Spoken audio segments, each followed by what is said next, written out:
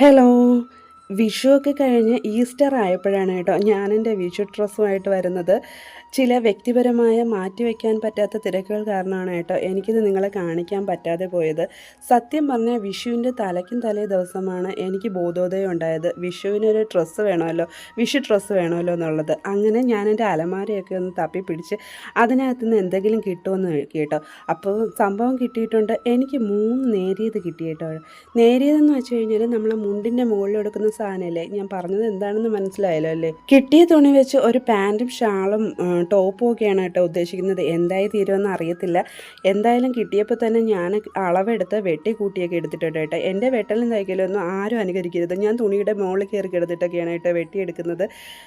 എൻ്റേതായിട്ടുള്ള രീതിയിലാണ് ഞാൻ ഓരോന്നും ചെയ്യുന്നത്. തുണികളെല്ലാം വെട്ടിയെടുത്തപ്പോൾ തന്നെ രാത്രിയായിട്ടുണ്ടായിരുന്നു. പിന്നെ വിചാരിച്ച് രാവിലെ തയ്യലിൻ്റെ പണി തുടങ്ങാമെന്ന്. പിന്നെ അറഞ്ചും പുറഞ്ഞും അങ്ങ് തയ്യലായിരുന്നു കേട്ടോ. അങ്ങോട്ടും ഇങ്ങോട്ടും ഒക്കെ വെട്ടേക്കും നക്കിയേക്കും അഴിക്കൊക്കെ ഒരു ബഹളമായിരുന്നു. വെറുതെ ഒരു ഡ്രസ്സ് അങ്ങ് തയ്ച്ചിട്ട് അതൊരു വിഷുക്കോടി ആവില്ലല്ലോ.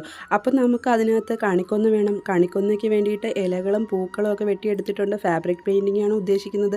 ഒത്തിരി നാളായി ഈ വേലയൊക്കെ ചെയ്തിട്ട് കേട്ടോ. അതുകൊണ്ട് ആദ്യത്തെ ഒരു പേടിയുണ്ടായിരുന്നു. പിന്നെ അങ്ങോട്ട് അറഞ്ചും പുറഞ്ചും ഇലകൾ പച്ച പൂക്കൾ മഞ്ഞ എന്നുള്ള രീതിയിൽ കുത്തി കുറിയിലായിരുന്നു കേട്ടോ. അച്ചുകുത്തലോട് അച്ചുകുത്തലായിരുന്നു. പിന്നെ അങ്ങോട്ട് അതിൻ്റെ ഇടയ്ക്ക് വരയും കുറിയും കൊണ്ട് നമ്മുടെ കണിക്കുന്ന അതിമനോഹരമായി കേട്ടോ. നിങ്ങൾ വിചാരിക്കും ഇതിനകത്ത് എന്താ കണിക്കുന്നൊക്കെ ഈ കളറെന്ന്. എനിക്ക് കളറ് വാങ്ങിക്കാൻ പോയപ്പോഴത്തേക്ക് ഓറഞ്ച് കളറാണ് കിട്ടിയത്, മഞ്ഞയിലായിരുന്നു. പിന്നെ ഞാൻ അത് വെച്ചങ്ങ് അഡ്ജസ്റ്റ് ചെയ്തു കേട്ടോ. മഞ്ഞ കണിക്കൊന്നയ്ക്ക് പകരം ഓറഞ്ച് കണിക്കൊന്നയായിപ്പോയി. നമ്മുടെ ഈ വർക്കെല്ലാം കണ്ടെടുത്തേ കൃഷ്ണൻ ഇവിടെ തന്നെ ഇരിപ്പുണ്ട്, നാളെ കണി വയ്ക്കാനുള്ളതാണ്. അപ്പോൾ വൈകുന്നേരമായി കേട്ടോ ഈ ഷോള് തന്നെ അച്ചുകുത്തി തീർന്നപ്പോഴത്തേക്ക്. കാരണം ഇടയ്ക്കിടയ്ക്ക് ഞാൻ എൻ്റെ അടുക്കള ജോലിയും ചെയ്യുന്നുണ്ടായിരുന്നു കേട്ടോ.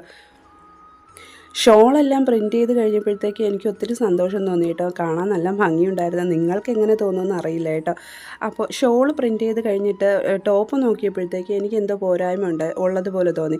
പിന്നെ ഞാൻ വിചാരിച്ചു ഇതേ പൂക്കൾ തന്നെ നമുക്ക് ടോപ്പിലൂടെ കൊടുക്കാമെന്ന്.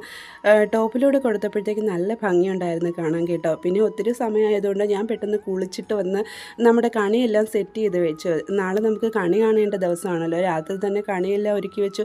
രാവിലെ എഴുന്നേറ്റ് നമ്മൾ കണിയൊക്കെ കണ്ടിട്ടുണ്ട്. എന്തിനാ അമ്പലത്തിൽ പോയിട്ട് വന്നിട്ടായിരുന്നു കേട്ടോ ഫോട്ടോഷൂട്ടെല്ലാം.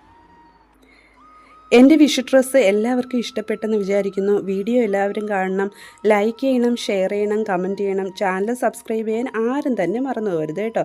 അപ്പോൾ എല്ലാവർക്കും എൻ്റെ ബിലേറ്റഡ് ഹാപ്പി വിഷു. ഇന്നത്തെ വീഡിയോ ഇവിടെ നിർത്തുവാണ്. Okay, bye.